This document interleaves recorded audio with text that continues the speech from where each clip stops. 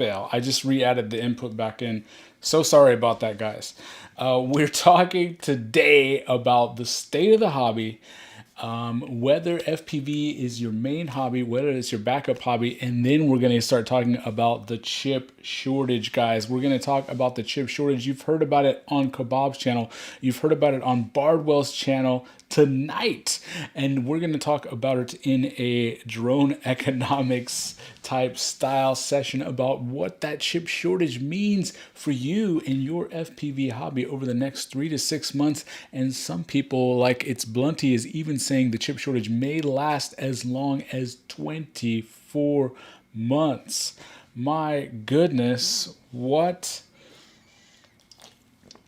24 months. I can't believe that we could be looking at a total drought of flight controllers, of ESCs, of Vistas, of VTXs, of anything that uses a chip very, very soon. But first, let's talk about the poll. The poll this week, we had quite a lot of people participate in the poll, and that is because the poll had to do with, is FPV your main hobby?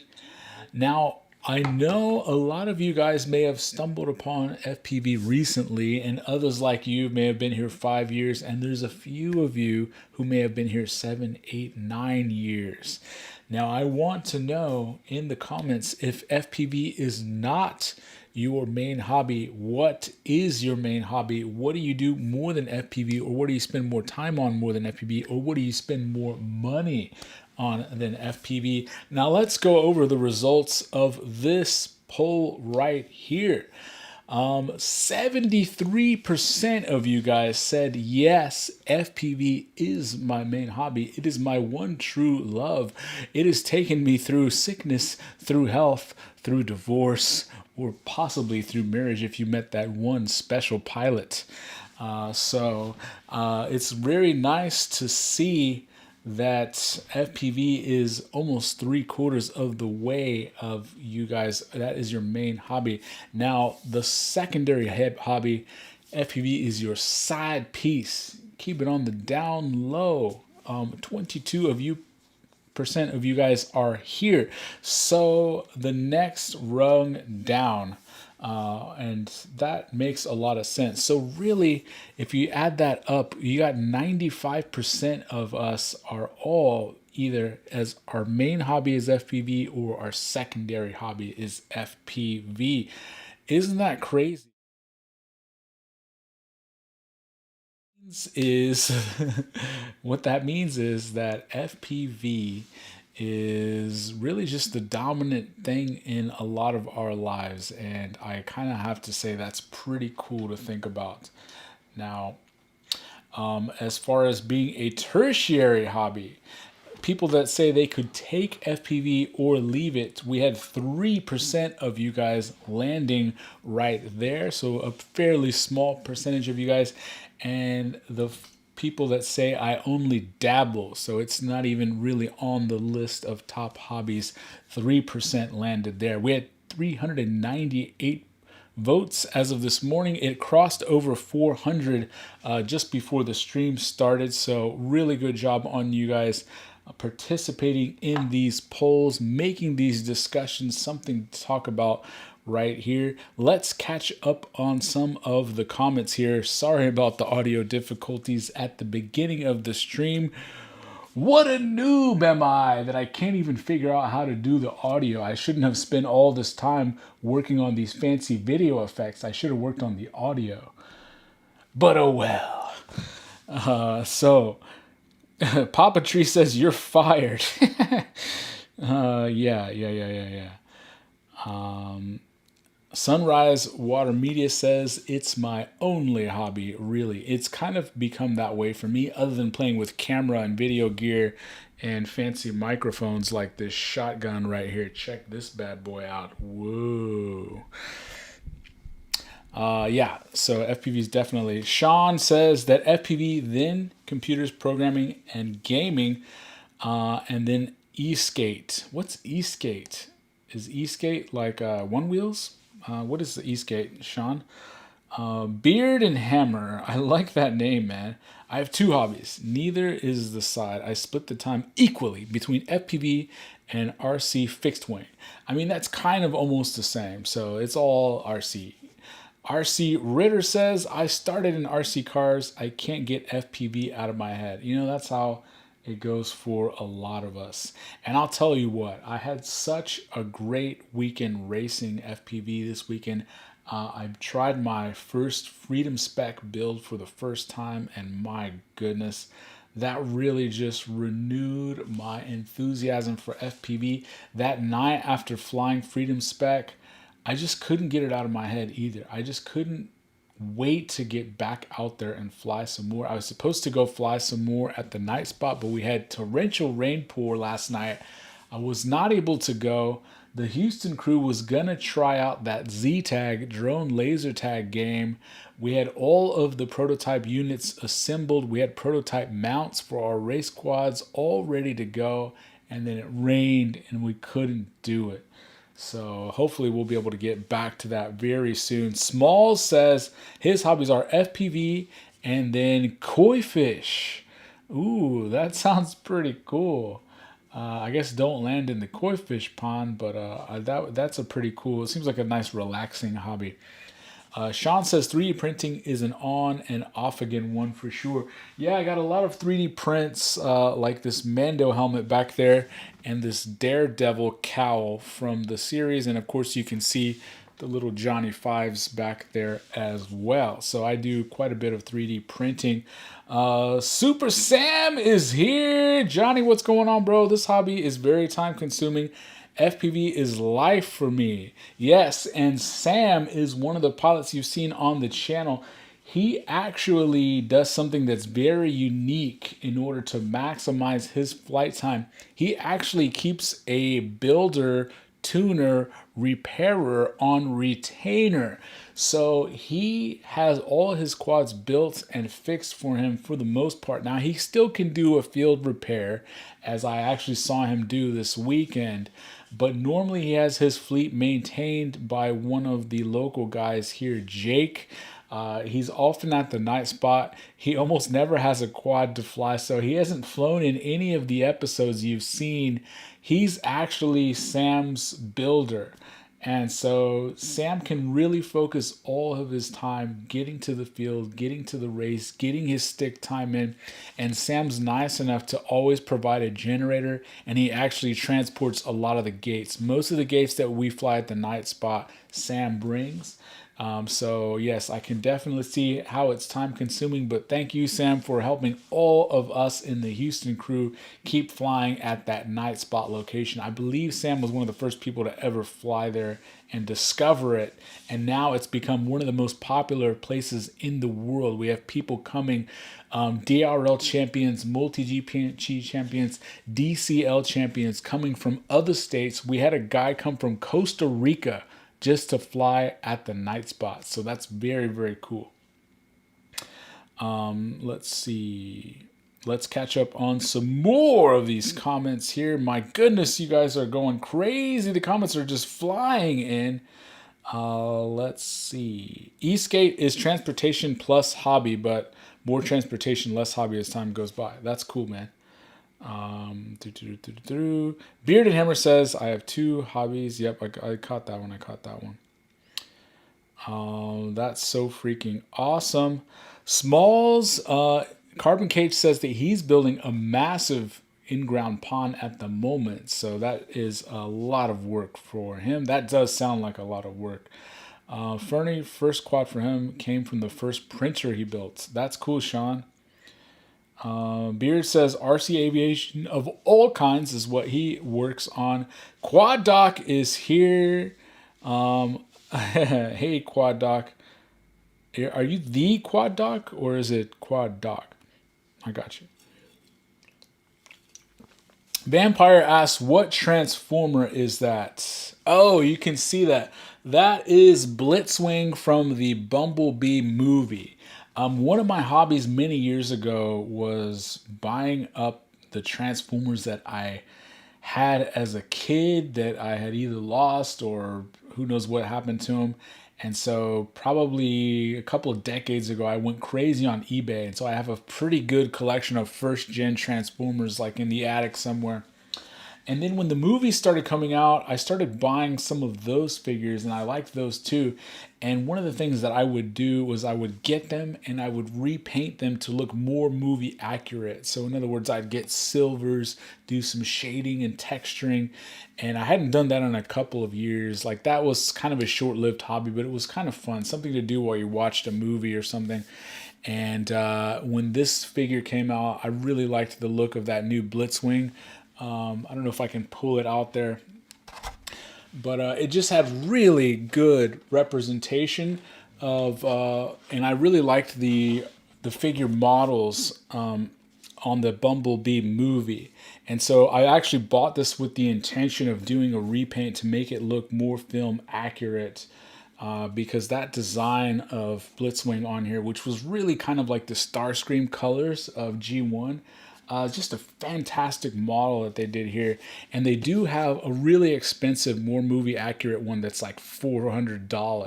But I couldn't afford that, and this was $26. So maybe I'll bust out my paints once again and paint this thing. Maybe I'll make an episode out of it. But so far, it's just kind of sitting in the background, and it does look quite handsome in the packaging right there. So pretty cool figure. Put that back there. Rick says, how's it going? Armani is here. How's it going, Armani, man? BeepTube says FPV is definitely my main hobby these days. I went to Rampage. Awesome, man. Tell us more about Rampage. He ripped some awesome spots. The Tiny Whoop area was like a vast jungle of pipes in a nuclear refueling facility. That's pretty cool. Sean says Johnny Five is alive. I love that movie. Yeah, it's a great one, man. Let's see. Papa says he's on medical leave at the moment, so flying as much as I can before I have to have surgery. We all wish you well in that, Papa Tree, man. I hope that it comes out as good of a result as possible, and I hope you get as much stick time in the meantime as well. So Vampire says he used to do the same thing. Yeah, I don't know what it is, but it's like painting some of those figures is so relaxing. Maybe one day I'll make a little episode. I still have a bunch of them. For a short time, they were worth a little bit of money. I don't know if they still are. I think that now that they have this studio series coming out, they're probably not worth as much money anymore.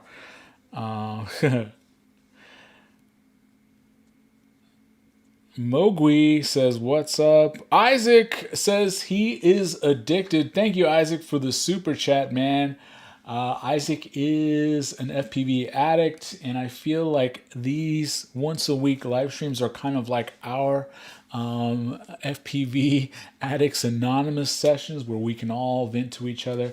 Now it's quite clear that the majority of us all spend most of our time on FPV. I didn't really know if that was the case. I know that for me, it has taken over almost all of my hobby time.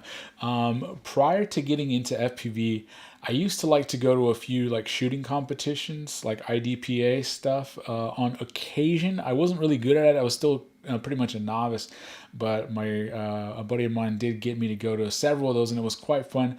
I was also much more of an avid gamer. I played a lot of Xbox Live, Black Ops and stuff like that. Nothing too serious, but I definitely played, 10, 20 hours a week was not uncommon for me. And I used to spend a lot more time on my car. And pretty much all of those are out the window. All of those are gone. FPV's taking over all of it. Now pretty much any time that I have a free 5 minutes to myself, I'll either work on editing a video, reviewing footage, building a quad, getting something ready. Like there's always a million things to do, whether it's fixing your quads from the race the weekend before. Quad Doc says, I wish our city had a Rampage. Yeah, I wish I could have made it this year. I had really plan to spend a little bit of my channel budget to travel for an FPV trip this year, but just because of quarantine, I'm not really going on any trips, but hopefully the next year. Titan says, what's good? Titan FPV, guys, is putting out a lot of really good shark bite content. And he actually made a video this week that I watched that was on the new ELRS system, receiver system. He had the one with the tiny little ceramic antenna. I've been wanting to check that out, so I was glad to see some of your notes. Go check out his channel if you have a chance. He's doing a lot of that shark bite stuff in ELRS now. Double A says, hey, the main side hobby to many, but I have as much free time for FPV as needed. Yeah, I mean, we could always have more, but I definitely like that. Marcella says, we're live. Yes. Tonomoto says, I didn't vote, but I've been doing FPV since 2012. Wow. Tonomoto is the real OG around here. 2012, that was back when they used to build quads out of wood. And I'm not exaggerating. My buddy Neil, who is an NM grower, who is AKA the Mr. Miyagi of FPV, he used to build quads out of wood, and it was probably around 2012, 2013. I think Marcellus might actually, or Tonomoto might actually have him beat. Carbon Cage is here. Chris says, I can't afford anything but FPV. You know, Chris, I have to agree with you there, because there are a lot of people, and myself included, that sometimes complain about how expensive FPV is, and it does sneak up on you. FPV can nickel and dime you to death because it's $10 here, $20 here, $50 here, $100 there. It adds up, and if you don't keep track, it can really snowball. But compared to a lot of other hobbies, especially anything automotive or camera related or travel related, FPV is actually quite inexpensive. So I can totally relate to what you're saying there, Chris. RC Ritter says, come to the West Coast Throwdown. I would love to do that. The West Coast would be a nice trip. Jeff is here. What's going on, Jeff? Titan says, FPV is much cheaper than cars. There's always room for 20 plus. I totally hear you. I have almost 20 quads right above me right here, and this is only a small fraction of everything that's in the room here. Yeah, Wii controllers is what they used back then. Yeah, totally. Torquetastic says, if you really enjoy flying, it's got to be your main hobby, or you got to be rich enough to pay someone to hand you quads whenever you want to fly. Yeah, I totally get that. Beard and Hammer says he totally has an old wooden tricopter that he only managed to get it to somewhat fly. I could totally understand that. Why not balsa? Balsa wood. I don't know if they used balsa wood on early quadcopters. Maybe they did. They definitely did on gliders and planes. Papa says you never count what you spend, period. Let's go over some of these discussion points. So whenever you got into FPV, how long was it till it took over all of your other hobbies? Leave me in the comments right now below. For me, FPV, I would say my first probably year and a half, I was still pretty active gaming. And then once I really started flying with other people, once I started racing, it really just took over every other hobby, because racing took a full day on the weekends mostly, and I just didn't have that much free time to have that many full days. So if I was going to go do something all day, it was going to be racing FPV or flying FPV somewhere. BeepTube says, compared to shooting, FPV is cheap, especially these days. Oh man, yeah. I mean, when I was doing it, ammo was still fairly cheap, especially for 9. But I mean, now it's just outrageous. Carbon Cage says that I blew up a brand new Rush blade. I've never blown one up during a build. All the solder joints look fine and unbridged. Any ideas? A small ball rolled under the heatsink case, maybe. That could happen, Carbon Cage. It's pretty rare that I've burned anything on the bench, but I have done it. And I've always realized it was something like what you're talking about. It was just a mistake I made. That's why I always keep that little Vifly smoke stopper, short saver on the bench. I even designed a 3D printed mount for it so it can literally stick with double-sided tape in my little sleeve I made for it, and I printed it out, and it would always be there. So every time I plug in a new quad, I use that, and it has saved me a couple of times because it will stop and it will light up red, cut the power in a microsecond, and keep it from blowing up. So definitely get one of those. It saved me a couple of times. A few times I was too lazy, and those are one of the times I got unlucky was because I didn't use that and I should have, and then I regretted it big time. Let's see.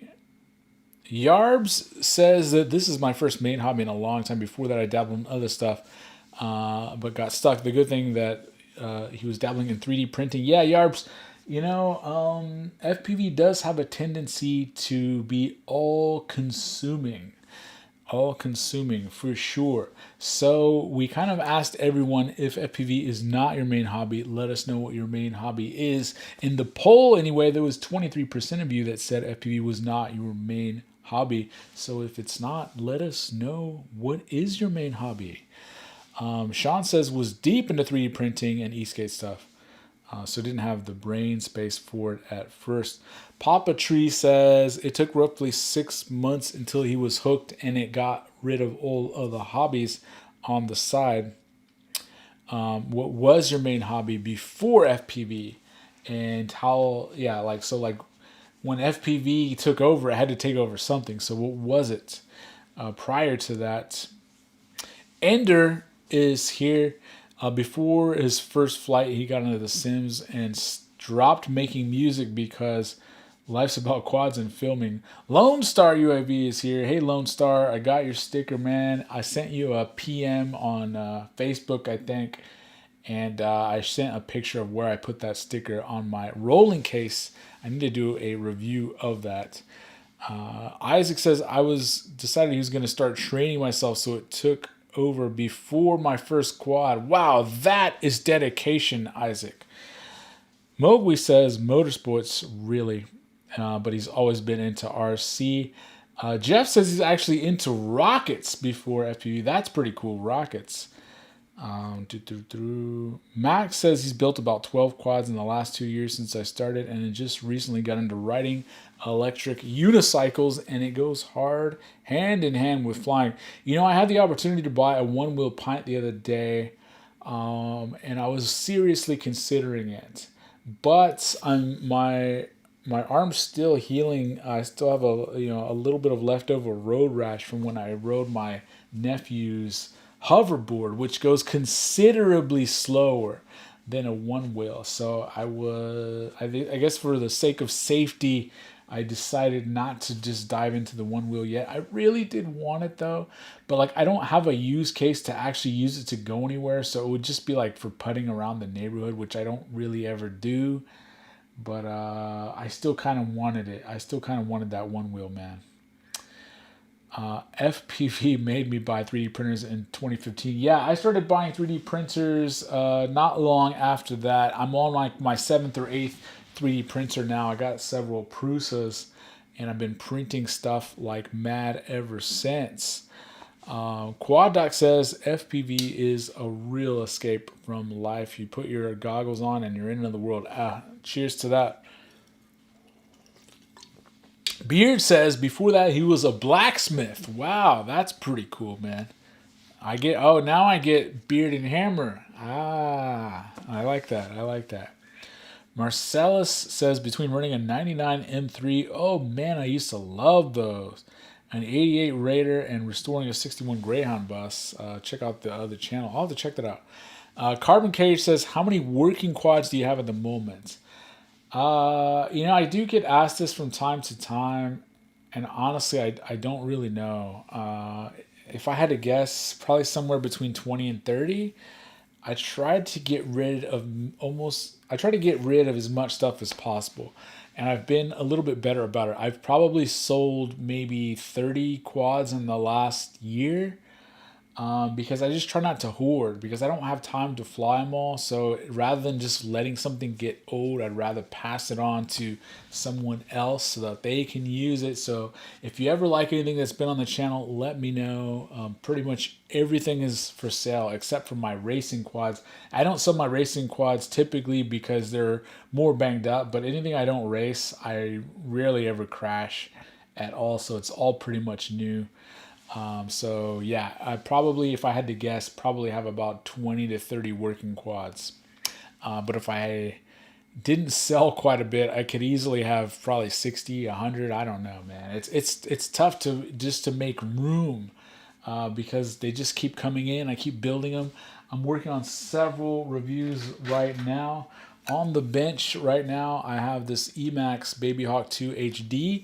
I just finished getting the footage for this review and I actually recorded it, so that'll be coming out very soon. I also finished the review of this ultra hard to get toothpick. This is going to be going out to Ritter tomorrow. This is the FPV Cycle with the Z's all-in-one board. Ultra rare and super hard to get. Man, this thing is fun. And then guess what showed up in the mail today? The Recon, the thing that flies off of an 18650 battery.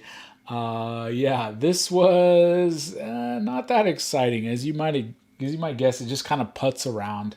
I don't know, maybe my 18650 cells are not that great, but this was not that spectacular, but I'll give some more notes. I need to take some more flights on it. I just took a couple of test flights. And on the bench, it's actually in the garage. I applied conformal coating earlier, is the Umagod 250. I'm really excited for that one. My props should be here tomorrow. It's pretty much all built. I just got to finish changing the motor directions and then it'll be ready to fly. So lots of stuff coming up on the channel right now. So when you switch to FPV, if you were a gamer, did you stop gaming or do you do both? I'm very curious about that. Chet Mac says, I can only afford one hobby at a time. Race, it can be costly. 3 quads down this weekend and a busted out back window from a stray quad. Oh man. Hey Chet Mac, I'm very curious. He just rage bought a one-wheel pilot. Hey, Chet Mac, was that broken window your quad or someone else's quad? And if it was someone else's quad, are they fixing your window? I'm really curious about that. Richard said he almost bought a one-wheel but thought better of it. Yeah, that's kind of where I'm at. Mike Matthews is here. What's going on?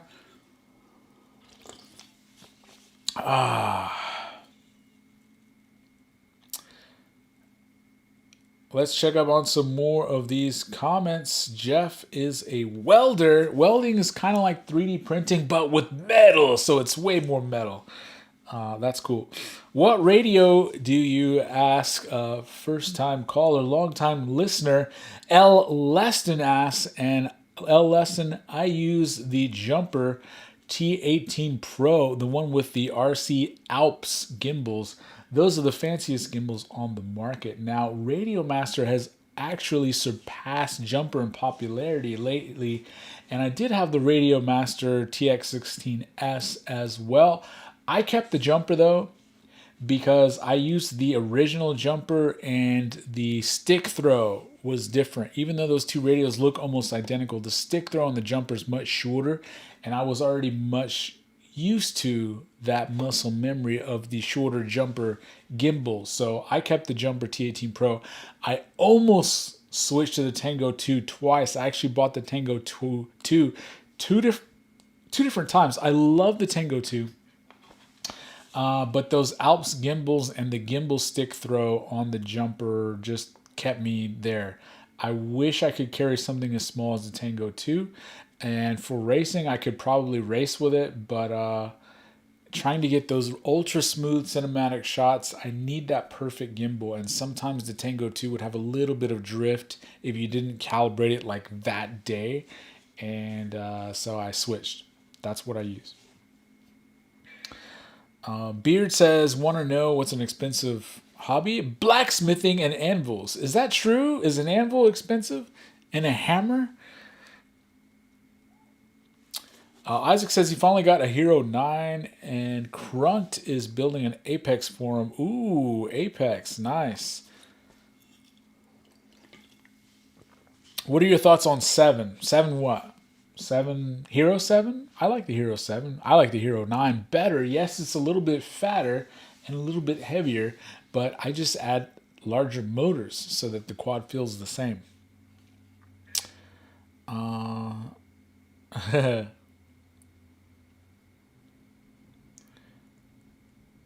Let's check out a couple more of these comments. Sean says my electric skateboard has pneumatic wheels, so it's like a tiny car. That's pretty cool.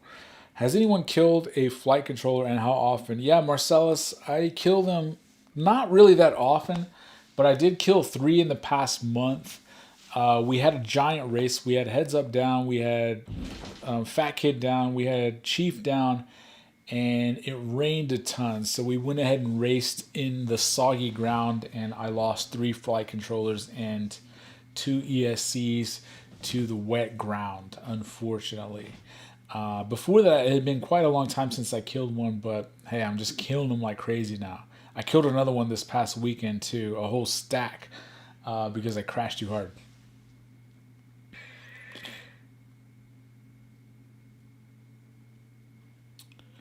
Let's see. Slop It says his previous hobby was on skateboarding, but maybe cars back in the day. Beep2 says he did stop gaming over a year ago, but I wasn't super into gaming and I haven't touched a PS4 since I got my first quad. I mean, I can relate to that. Like, I have all these gaming systems. I've still been trying to buy a PlayStation 5. I don't know when I'll actually have time to play it, but yeah. I still want one, but I doubt I'll be able to play it because I'm just going to keep spending all my time on quads. So, you know. Daniel Navarro says that drums and audio these days, but I'm all about the FPV quads. Yeah, for sure, man. Chet Mac says, someone else, they promised to make it good. Man, was that at a race, Chet Mac, or is it a freestyle session? I'm very curious. We always tend to park a little bit away from the flight line, and our races, we actually set up netting all around the area that we're going to be flying in from the pits, so that in case we do have a straight quad fly, it's not going to go like that. Oh my gosh, the dog is going crazy. I don't know what's going on. I'm going to see, when the dog goes crazy, guys, I have a trick. I have a secret. I'm going to release the Roomba. I activate the Roomba because the dog is scared of the Roomba. So if the dog's ever barking, this is a pro tip for you Zoom callers that work from home. When the dog is going crazy, release the Roomba. The Roomba will scare the dog away and it'll start barking. And now, as you can see, the microphone can't hear the Roomba. It can only hear the dog barking. And so now that I've released the Roomba, no more dogs. Okay. Just a bit of a pro tip for you guys. Papo says he likes fishing. Gone fishing. Yeah. Okay, so now let's talk about this chip shortage that we all keep hearing about. The chip shortage. And are you afraid of it? You know, I've been hearing it, and I've been hearing Kebab. Kebab is definitely one of the industry insiders that really shares a lot of stuff. But sometimes you got to take Kebab with a grain of salt. And so I really was hoping he was wrong about this one. I was hoping it was some hype that he heard from one of the manufacturers and that it wasn't going to come true. Well, it looks like it is going to come true.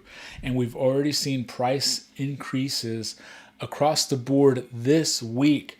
The Pyro stack went from $70 to $100 this week. The new DJI Vista Air Unit Caddx thingy released in stock this week at $189. Now it's $199 just a few days later. When is your favorite flight controller going to go up? If you need to buy some stuff to last you the next year, go ahead and get yourself a couple of spares now, just in case. I've ordered a couple of stacks this week. I'm probably going to go ahead and order a couple of more. If for whatever reason chips become plentiful again, I can just use them for other builds or let somebody else in my local crew that needs one have one. But I'm going to start buying. So stay tuned to the FPV sales alerts to keep abreast of all the sales going on. And unfortunately, it might just turn into like, where is the stock at the moment when you need it? So don't let yourself get down to your last stack, your last receiver, your last VTX. Go ahead and buy at least one spare of everything that you need, top to bottom, I think. So, this is affecting a lot of other industries. I had a friend say that he went to a car dealership a couple of weeks ago and they literally had no cars for sale. Like, I think it was Ford. They had no cars for sale, like nothing. You couldn't buy something because of the chip shortage, guys, because of the chip shortage. So it's not just FPV. And so if we can't get our components for our $30 flight controllers, and people that are trying to build a truck can't finish their truck because they don't have the chips to build the computer for the car, what's the likelihood if the prices go up on all those components, who's going to buy it? The auto manufacturers are going to buy before we do. The gaming manufacturers are going to buy before we do. Unfortunately, our industry is low on the totem pole because we're just kind of small. So we might be looking through some really big shortages.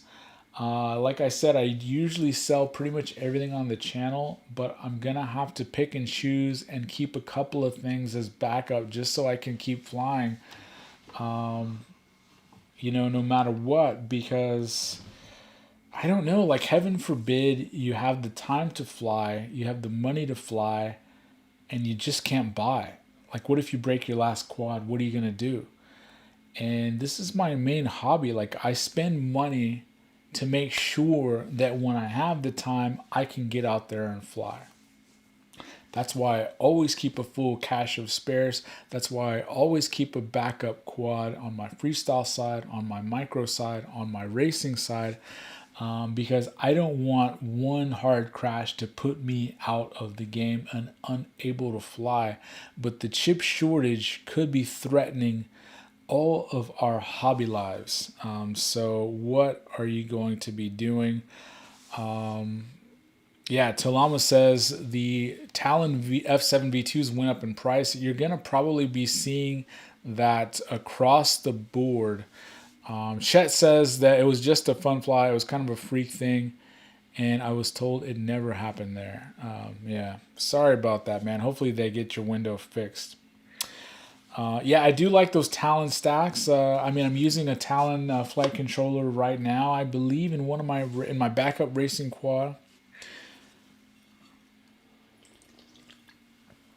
Michael said he finally got his baby hawk. It took 2 days to figure out how to use crossfire, just in time for 2 weeks of raid. Ah, man, ain't that the way it always goes, brother? Ain't that the way it always goes? Marcella says VBAT powered a camera and VTX went out on my old Fusion recently. Oh, man. It's you hoarders that make it hard for the rest of us little guys to buy singles. Yeah, and see, that's one of the disclaimers I always put in the FPV sales alerts group. Buy yourself a spare, maybe 2 spares, but don't hoard. If you like a certain stack, don't go buy 10 of them. All right? Get yourself a couple of spares, and that's it. Same thing for like Nebula Pros, Vistas, Air Units. Don't go buy 20 of them, okay? I'm not even buying 20 of them, and I need at least 20 a year, and I'm still not going to do it. Okay, I buy 4, 5, 6 at a time. Right now, I think I have 3 Nebula Pros and 1 Vista, and that's it. And I ordered another Nebula Pro today, so then now I have 5. But like 5 quads goes pretty quick. Like I could use those up in a month. So it's a little scary, guys, to be honest. Mike asks, I've been holding off to order, but I think I'm gonna go get some stuff coming. Have you run Shark Bite at all? I've not run Shark Bite. We had two guys on our local crew, Zero Volume, Steven, our CAD designer, and ADK, Derek, both bought the Shark Bite system. You may have seen them in the Night Spot race vlogs. And both of them are back to analog. They both had issues with either the modules or the VTXs or both. They both had significant range issues if they actually got it to work. Neither one of them was able to fly it, I don't think, even 10 packs. So I understand that they're making some improvements. I know Titan FPV has had a lot of good luck, so I'm waiting for the system to get more stable. Speaking of that, I actually did buy myself another set of Fat Sharks. I bought a set of HDOs. So I am planning on racing some Freedom Spec, which that's an analog only racing class. I built up a Freedom Spec quad. It came out 265 grams, guys. That's with the heads up 2207 1960 kV motors. 265 grams. I used a single layer all in one board for that. I used the TVS Nano Pro 32. I used an Axie micro antenna. And so 265 grams, that's with props and a Kevlar strap. So with my battery, the weight spec for Freedom Class is actually 460 grams minimum weight. So my build actually came out 22 grams underweight. So I got to add 22 grams onto it to be able to fly. So I got myself a nice hefty battery protector. So I'll be able to have some battery protection. I'm going to print out some arm guards and add some other stuff so I can make the weight spec. So yeah, I can't remember why I was talking about that.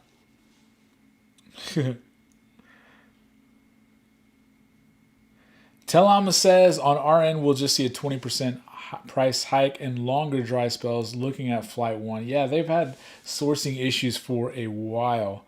Telama says, I'm almost a hoarder, but I also show up with 8 quads anytime I fly. I can totally understand that. Like, I actually don't show up with 8 quads anymore. There was a time when I did that, but I usually show up with at least 3 to 5. Okay, let's be honest. I always show up with 2 to 3 racing quads if I'm going to a race. Ideally, I'd like to have 4. And then I'll always bring like a Cinewhoop and something else I'm testing. Whatever I'm reviewing, I'll bring it and I'll take it for a lap on the track to get some nice footage for the review. That's what I did with this bad boy right here. So you'll actually be able to see some track footage in the review. So yeah, Beard and Hammer says that I just finished my first Tyro 119 that I got from Race Day Q'd quads. Ooh, that's cool that they're selling that. That was a great kit, and before you can only get it at Bangers.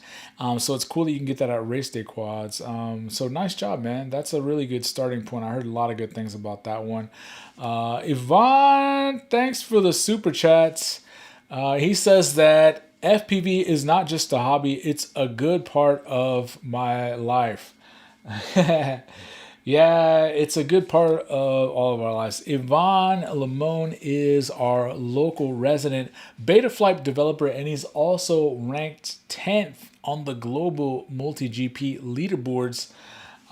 He is our resident fast pilot. He was humiliated by Heads Up and the other fast guys when they came to town. They actually were so much faster than him. They were as fast compared to him as he normally is compared to us. So it was interesting to see him humbled in that way, but we love it and it's cool to learn from those guys. Yvonne was a great host and running the race. So stay tuned. We got a lot more footage from that weekend when all those guys were down. Talama says, do you build a dozen matching quads? I build a dozen matching quads. No, I usually build maybe 2 for a racing season that are matching, and then everything else is just whatever, because I just fly different stuff. It could be a Cinewhoop, it could be a freestyle, it could be a micro. It's all over the place. Mike Bergman says, seriously, man. Wait. I'll build a dozen. 250s are in stock. Nice. Quad Deck says, I just want one or two of the Vistas because they're impossible to find. Only the Nebula still exist. Yeah, Vistas is extinct. So I don't think you're going to find any. That's why I have one new that's in the box. I'm going to save it till next year, and then I'm going to list it on eBay for like $20,000. Yeah, that's why the deals like the newbie drone 8 motor crazy deal is crazy. Yvonne says, what up? Let's catch up on. Lesson says, what RF protocol do you use? RF protocol. I use Crossfire for my control link. I use DJI for my video link. And if I'm not using DJI, I use analog. I use the TBS 32 Nano and the TBS Fusion module is what I've been using right now.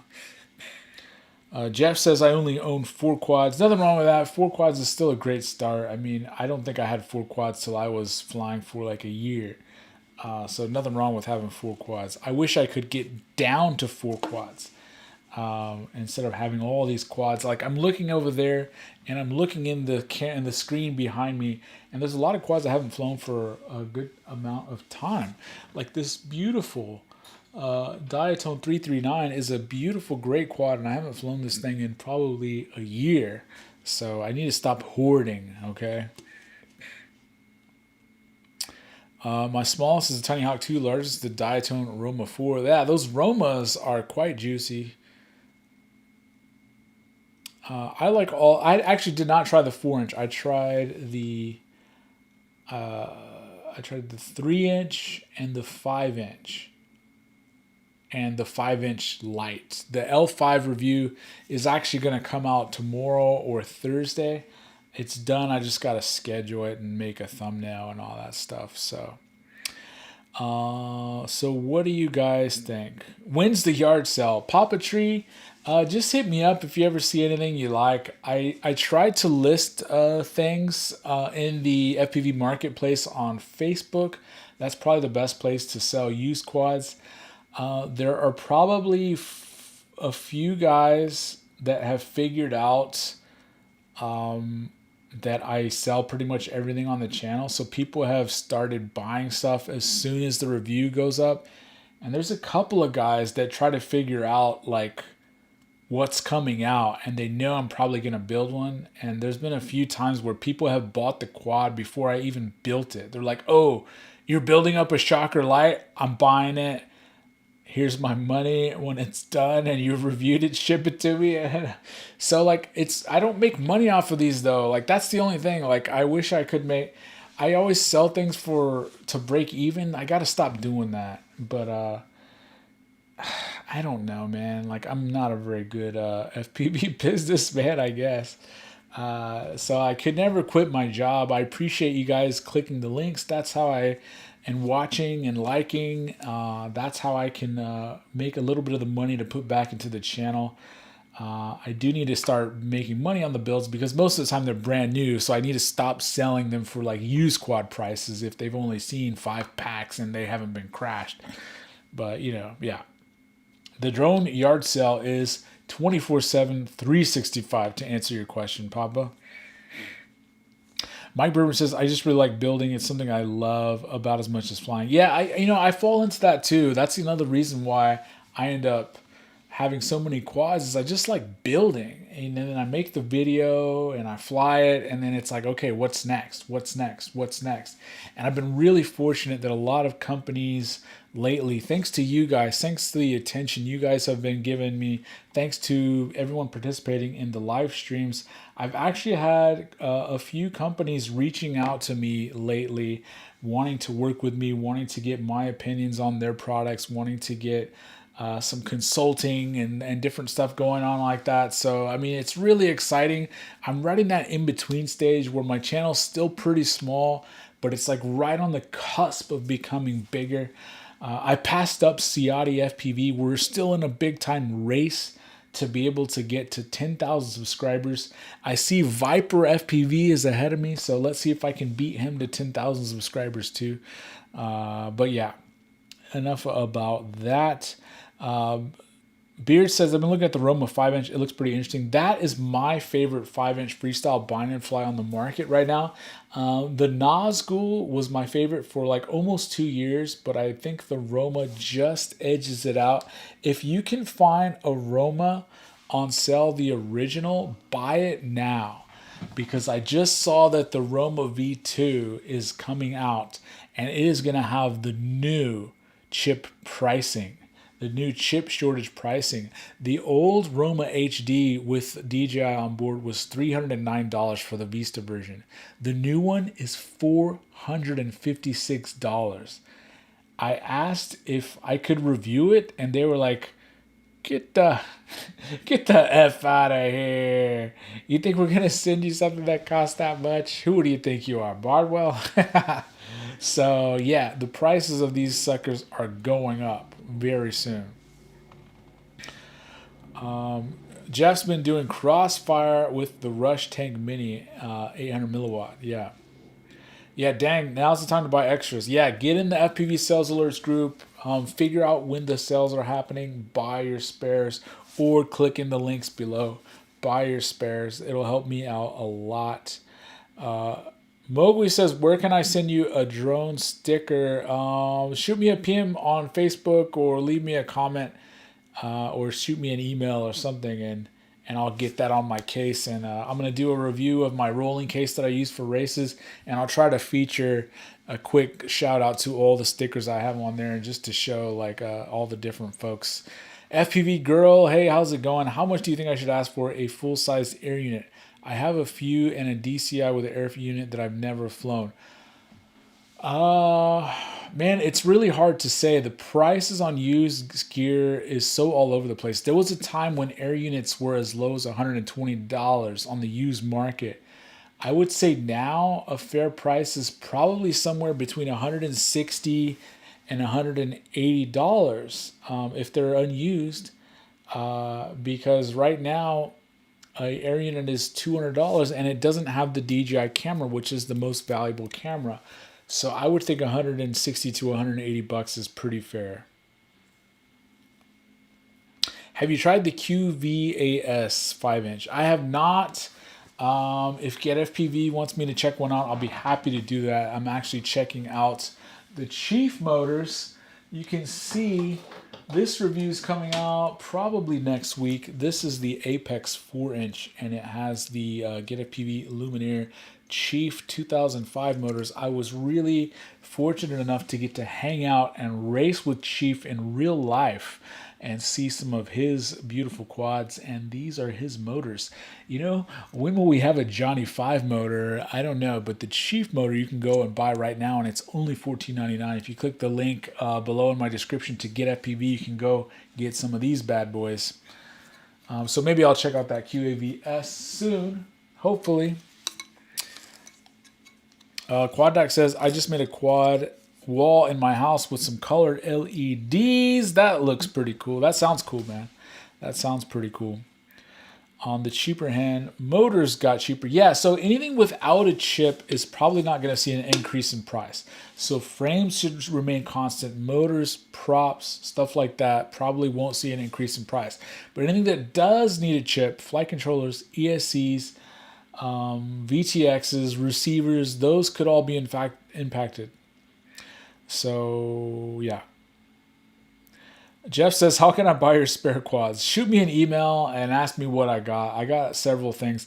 I actually have 3 quads right now that are totally ready to fly, except they need an air unit. I sold all my air units.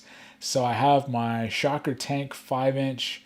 I have a Newbie Drone Vivid, and I have a FPV Flight Club. You remember Flight Club, these guys right here? I have a FPV Flight Club Vanny style with the Vanny motors, the 2207 RCN power on there. All 3 of those I could let go fairly cheap without a air unit. If you have one, you could just slap one in. Aaron Stevens says, I have the DJI FPV goggles. Should I keep the power at 700 or do the FCC hack?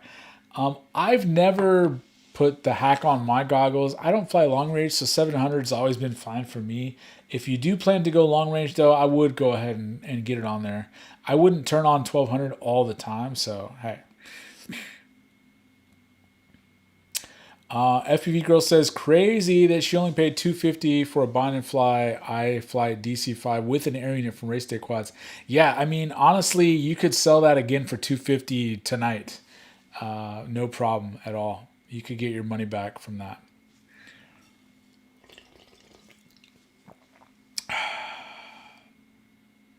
Mike says there's a big epoxy shortage too, so that could affect carbon fiber. Ooh, I hadn't thought about that, man. Okay, thanks for letting me know. I'm going to go ahead and hit up the crew, and we're going to have to organize a group buy. Lamone, if you're still on here, start working up the group buy for some parts for the open racer. We're all going to need spares. Is that for real? Is there really an epoxy shortage, Mike, or are you just pulling my chain? Papa says that, have you ever flown an iFlight Chimera 7-inch? If so, what are your thoughts? I've been thinking of cruising on the coastlines with them. I have not. My buddy Smalls FPV, he was in the chat earlier. He has one of those. He does some of that long range cruising, and he really likes it. I'm not a 7-inch guy. I just don't. I live in the city, and I don't have enough space to really stretch a 7-inch legs. But coastline, yeah. Some of those micro long ranges will get the same amount of flight time, but when you're talking about coastline, you're probably going to be dealing with some winds as that ocean breeze comes blowing on through. So in that instance where you're mountain surfing or coastline surfing, I think a 7-inch could be warranted, and that really does look like the best 7-inch bind and fly by my estimations. Marcella says, I'm going to have to use up all those $10 clone frames. They have tons in China. Isaac says, did you already sell your squirt? Let me know when you're ready. Yeah, I'm not selling a squirt. The squirt that I had on the channel was actually a loaner from Quad Standard Labs. They sent me one to check out, but I did have to send it back. I may be building one up. I believe Troy's going to send me a frame and some motors so I can get one of those suckers built up. Their Carbon Glassman says there is a fiberglass shortage. My shop is limited to 2 rolls a month. We're still getting carbon fiber rolls in, but the different types are limited. Oh man, you guys are scaring me, guys. So Mike says his wife stocks a hardware short, and they've been seeing it being harder and harder to get a hold of. Whoa. Family Guyver says stable, fast, definitely acro capable, and great wind. Jeff says, I would like your Rush Solo. That one is already gone, unfortunately. I had that in a 7-inch build and sold that. So, yeah, not everything lasts too long. A few of the guys have been sniping some of those deals from me. What's the normal range on 700? I have 2 True RC for each side with the Crossfire, just getting into the hobby. The normal range really depends on the environment. If you have a lot of Wi-Fi, that can reduce range. If you don't have a clear line of sight, that can reduce range. If you do have a clear line of sight, I think 700 can get you pretty far, maybe a couple of miles. But if you have buildings and especially trees in between you, 700 still might not get you more than 400 or 500 yards, depending on what's in between you and your obstacle, and or if there's power lines in the way, or if there's a lot of Wi-Fi in the area. How easy is the mod for the 1200 milliwatts? I think it's pretty easy. I think you just put like a text file on the SD card and slap it in, and then it's available. So the mod is essentially something that was a leftover testing tool for the people that were working on the goggles themselves. So it was a file that they could put in to be able to run tests to see like would everything last on a higher output power, maybe testing things like overheating. So when you test things, you push things further. And so somebody was able to find that little testing thing, put it on. So I believe the hack originated from DJI, and it just wasn't meant to ever leak. Do you have a Catalyst Machine Works America macro frame? I don't. I would like to try the America Macro, but man, that thing is big and scary. Joe Mama, who you've seen on the channel, I went head to head with him when he defeated me at the Night Spot DJI Racing. He's actually one of the Catalyst Machine Works builders, and he sent me a few sneak peeks of one of those American macros he was building for a client. And man, that thing looks crazy. It looks really crazy. Huh, are you crying? I probably am. I'm crying about the chip shortage. Yes. Okay, guys, I think we are going to wrap it up. Yes, Mike, I think that the 1200 milliwatt hack still works on the V2 goggles. So thanks to everybody for stopping by and participating in the chat and voting in the poll. Everyone be sure to vote on the polls that come out every Saturday, and then the live streams are always Tuesday nights, 7:30 Central Standard Time. Thanks for coming to the Johnny 5 Show, the show where John is always right, and if you agree with him, you can be right too. Sorry for the audio difficulties at the beginning. I promise I'll do better next time. Stealing Bot Grinder's catchphrase. Thanks, guys.